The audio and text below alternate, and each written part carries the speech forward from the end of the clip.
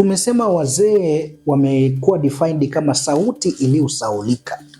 Imesahaulika kwa sababu kuna vitu ambavyo wamekuwa wakivipitia, ikiwa mmojawapo ni ukatili wa kijinsia, na ndio maana Umoja wa Mataifa iliupitisha tarehe 15 Juni kila mwaka iwe siku ya kupinga ukatili dhidi ya wazee, yani World Elder Abuse Awareness Day.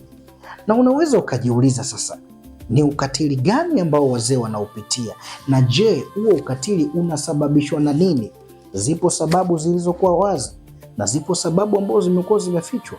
Moja ya sababu ni umaskini. Wapo wazee ambao hawakujiandaa. Leo mimi ni kijana, nina nguvu, lakini kama sijaiandaa kesho yangu, najiandaa kuwa maskini, najiandaa kuwa tegemezi. Lakini ipo sababu nyingine, unakuta sababu ya ugonjwa. Wazee wengi wamekuwa associated na ugonjwa. Mzee anaumwa kisukari, ana BP, magonjwa sugu. Kwa hiyo hizi sababu zote ndo zinapelekea ukatili